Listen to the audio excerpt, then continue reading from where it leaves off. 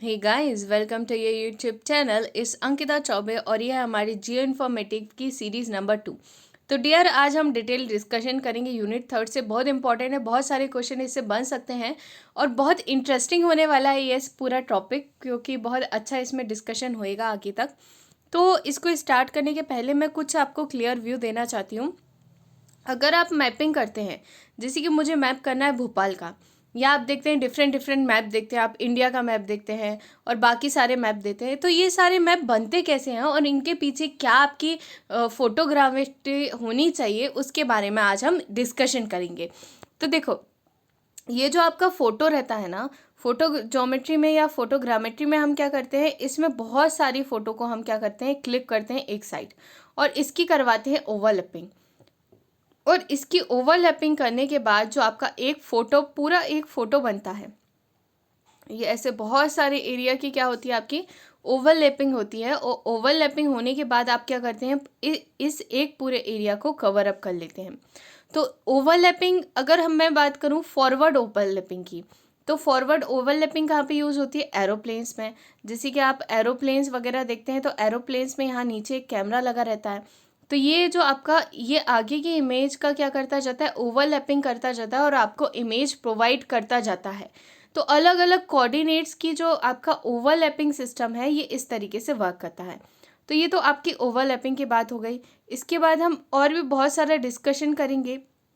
जैसे कि डायफ्राम की बात करें, तो डायफ्राम क्यों यूज़ होता है। तो जनरली अगर हम डायफ्राम की बात करें, तो डायफ्राम क्या कंसिस्ट करता है, डायफ्राम प्लेस होता है आपके लेंस और फोकल लेंथ के बिटवीन। ये क्या करता है, जैसे कि आप देखते हैं डायफ्राम में हम सेटअप करते हैं, ये जो आपका कैमरा रहता है, ये कैमरे में आप देखते हैं ये अलग अलग पॉइंट दे रहते हैं।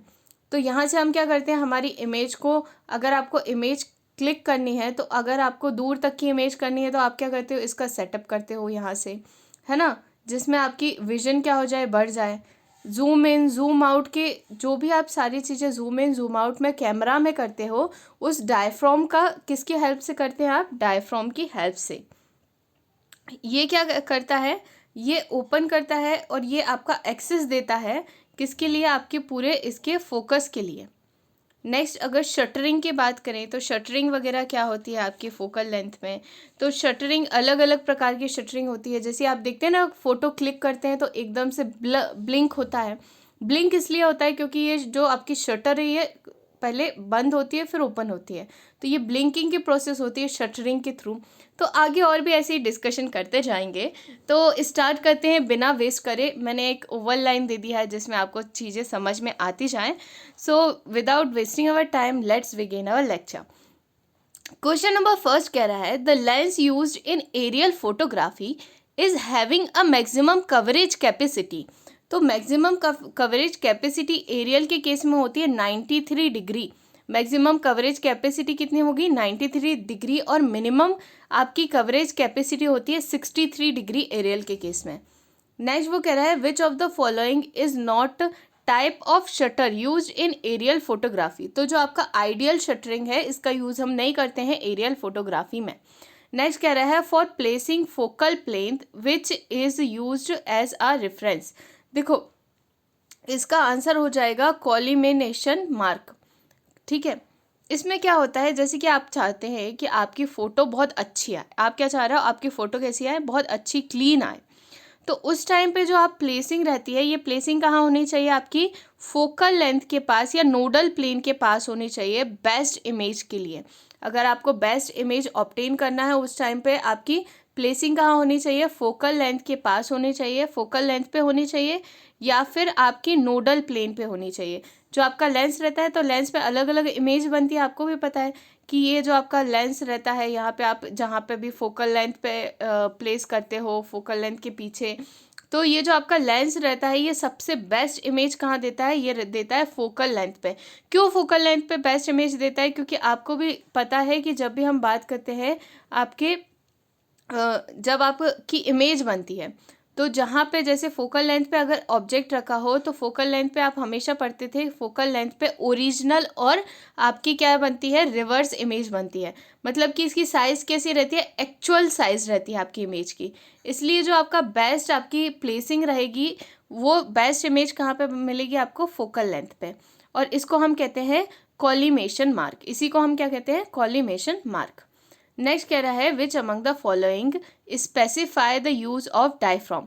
तो इसका आंसर क्या हो जाएगा, विच among the following use the specify of diaphragm, ये हो जाएगा मैनेजिंग साइज ऑफ अपर्चर। जो भी आपका अपर्चर है इसकी साइज को आप क्या कर सकते हैं, इससे डायफ्रॉम से आप एडजस्ट कर सकते हैं।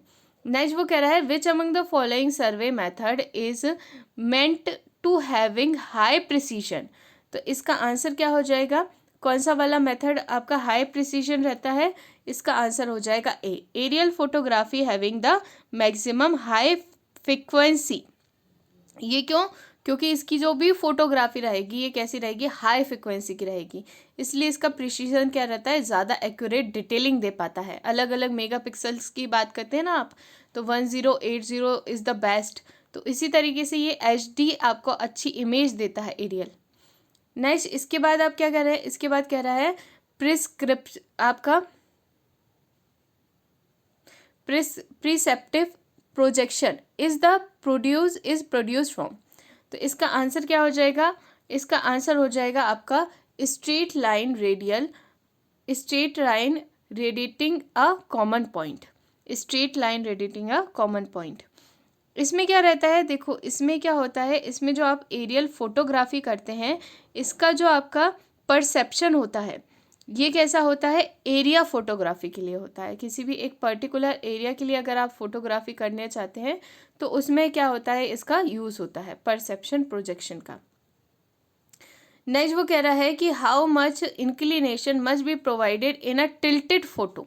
अगर आपको कैसा वाला फोटोग्राफी करनी है, टिल्टेड फोटोग्राफी करनी है, तो टिल्टेड फोटोग्राफी के लिए बेस्ट एंगल रहता है 3 डिग्री का। तो 3 डिग्री के एंगल में हम क्या करते हैं, हमारी फोटोग्राफी करते हैं टिल्टेड के केस में। नेक्स्ट वो कह रहा है which of the following is not an essential part of aerial camera. तो which of the following is not essential part of aerial camera, इसमें क्या आ जाएगा आपका होरिजन, है ना, होरिजन का यूज़ नहीं होता आपका एरियल कैमरा के लिए।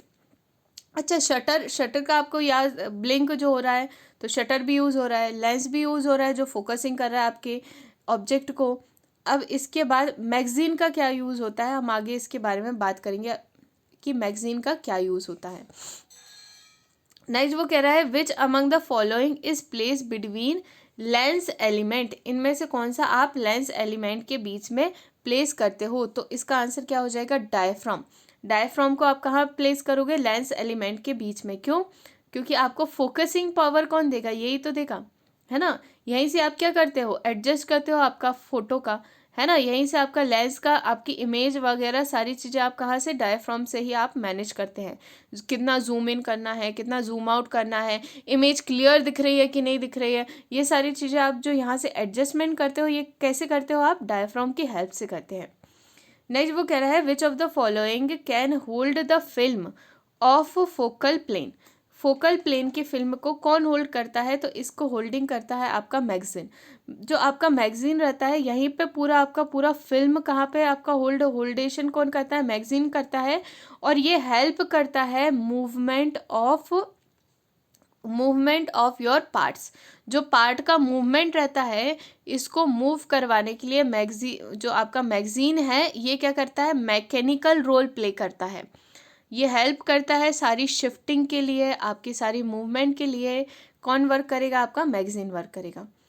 और रील वगैरह जो आप डालते हैं ना उसमें, तो इसको कवर करने का, इसको जहाँ पे डालते हो वही पार्ट क्या कहलाता है, आपका मैगजीन कहलाता है। नेक्स्ट वो कह रहा है विच इंस्ट्रूमेंट, मतलब मेन पार्ट है आपका, याद रखिएगा।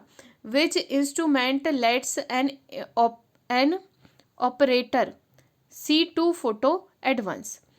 इसका क्या आ जाएगा, इसका आंसर आ जाएगा आपका D.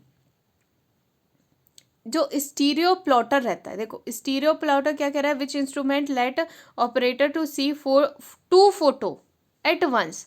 To photo at once मतलब कि ये जो आपकी दो फोटो है और आप इसको मिक्स करके ओवरलैप करके एक अकेला फोटो बना दो। इसको ये कार्य की मदद से कर सकते हैं, ऐसा हम कर सकते हैं स्टीरियो प्लॉटर की हेल्प से। तो स्टीरियो प्लॉटर क्या करेगा, आपकी जो मर्जिंग या ओवरलैपिंग रहेगी इसको कौन करेगा, स्टीरियो प्लॉटर करेगा। नेक्स्ट कह रहा है how many local photo are required at least for photogrammetry. देखो फोटोग्रामेट्री में भी आपका जो भी फोटोग्रामेट्री में क्या करोगे, आप एक बड़े एरिया को क्या करोगे, कवर अप करोगे। तो अगर आपको इसमें ओवरलैपिंग के थ्रू क्या आएगी, आपकी इमेज आएगी।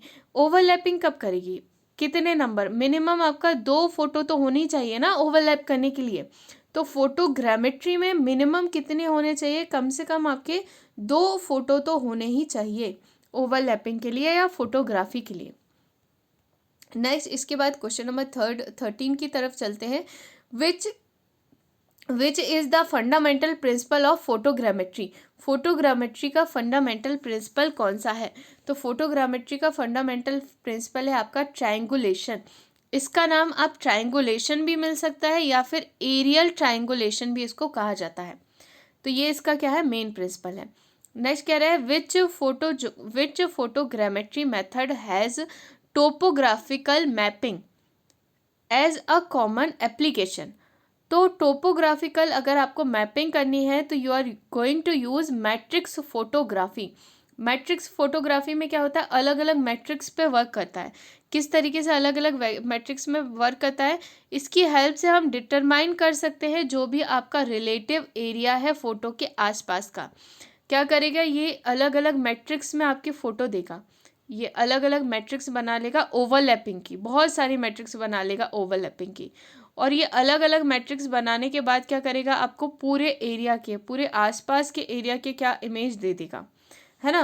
तो इसलिए यहाँ पे क्या याद रखेंगे, अगर आपको मैपिंग करना है तो मैपिंग की या टोपोग्राफिकल मैपिंग करना है। टोपोग्राफिकल मैपिंग में क्या होता है, टोपोग्राफिकल मैपिंग में आप दिखाते हैं कहाँ हिल है, कहाँ कंड्यूक्ट है, कहाँ पे आपका वैली है, कहाँ पे आपका, कहाँ से आपकी रिवर जा रही है।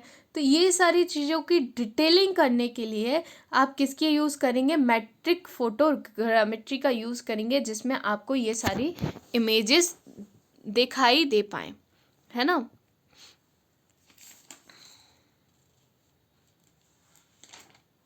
इतना क्लियर है। नेक्स्ट आगे हम बात करते हैं इसका एप्लीकेशन, और देख लो इसका एप्लीकेशन के ऊपर भी ये पूछ सकता है आपसे क्वेश्चन। तो इसकी एप्लीकेशन 2 है, कौन कौन सी एप्लीकेशन है, एक है टोपोग्राफिकल मैपिंग और दूसरी है प्लेन मैट्रिक्स मैपिंग। जो भी आपकी टोपोग्राफिकल मैपिंग के साथ साथ जो भी आपकी प्लेन मैट्रिक्स मैपिंग है इसको भी ये करता है। प्लेन मैट्रिक्स मैपिंग मतलब कि आपको नॉर्मली जो आप फोटो खींचते हैं ऊपर से उसको, है ना, टॉप व्यू दिखाएगा पूरा आपका। नेक्स्ट वो कह रहा है which of the following photography may have a varying scale.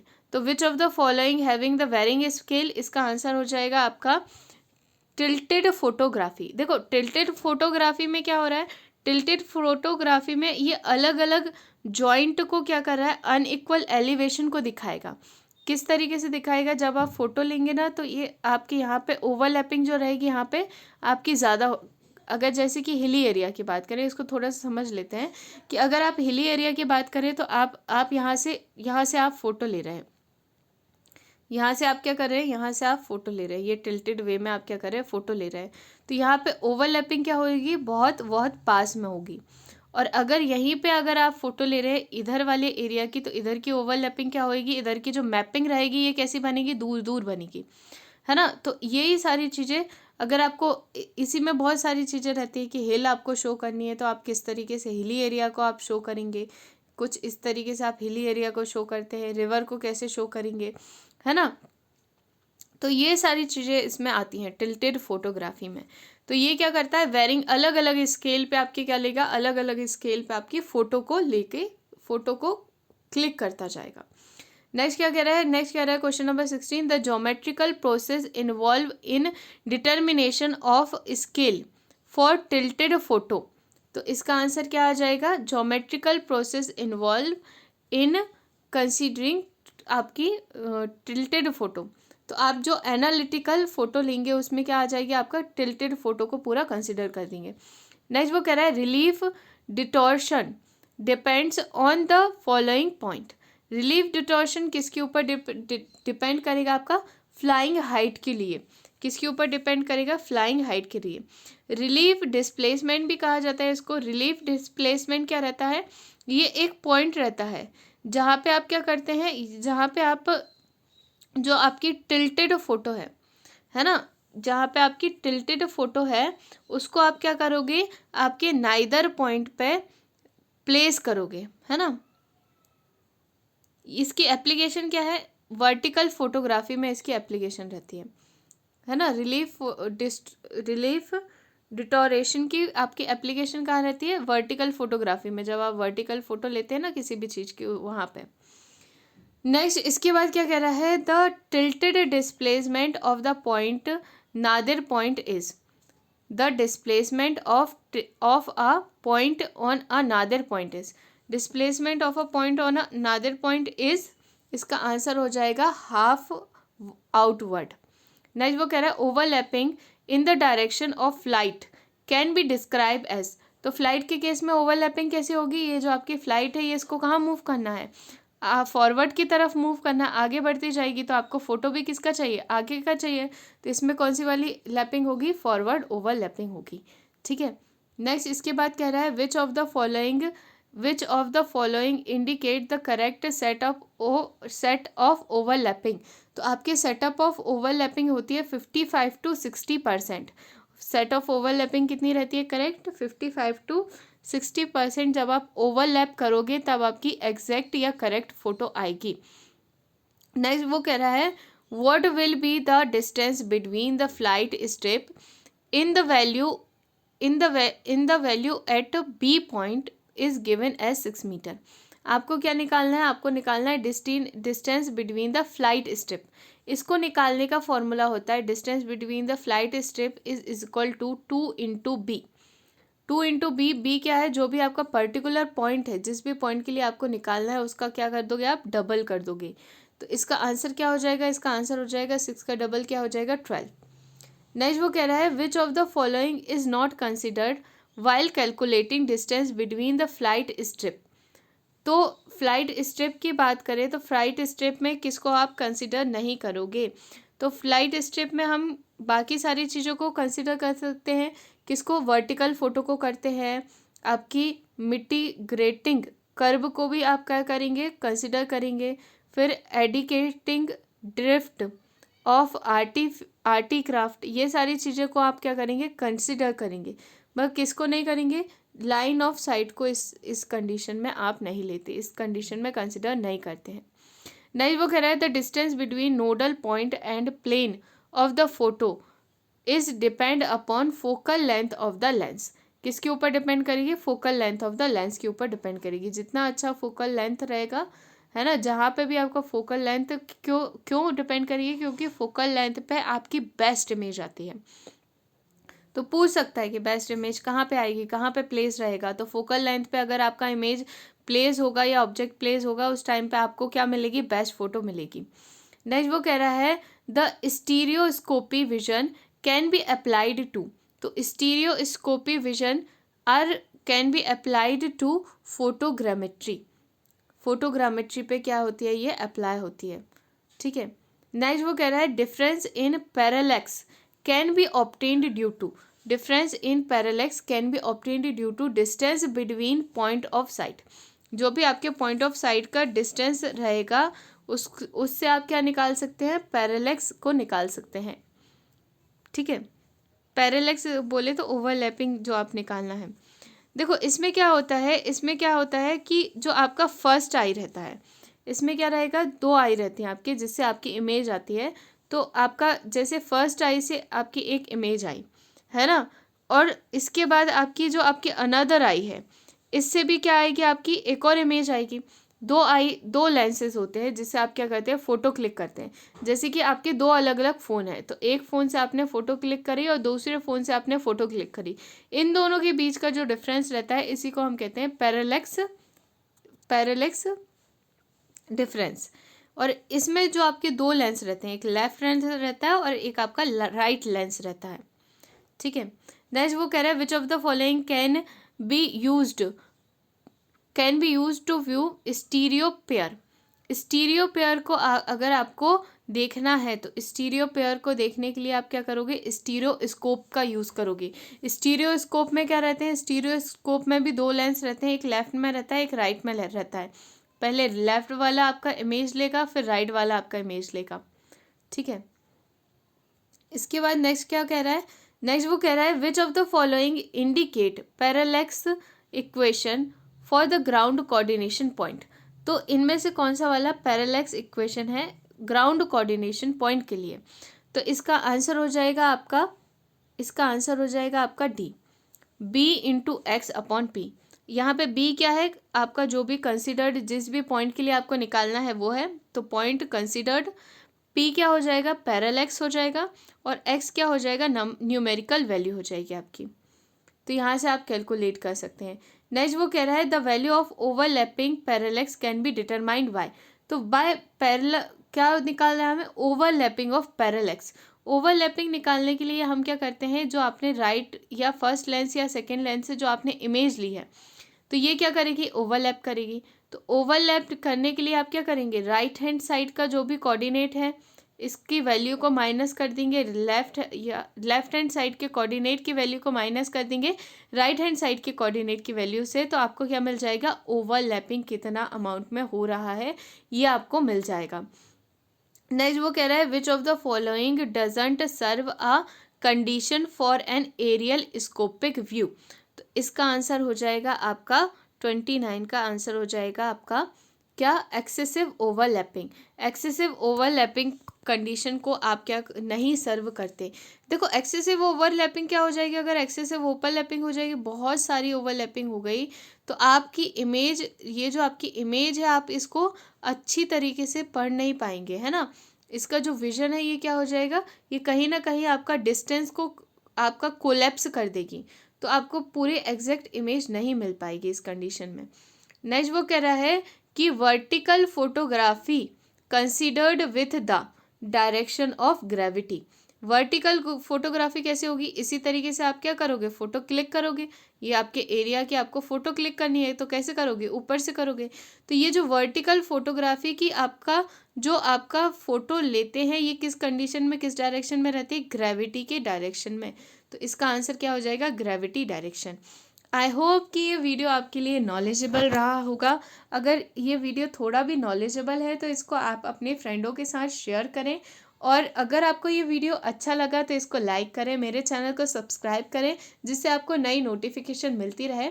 और thanks for watching my video and best of luck to you all. और कैसा गया पेपर मुझे आकर के ज़रूर बताएं। मुझे आई होप कि आपका पेपर बहुत बहुत अच्छा जाए।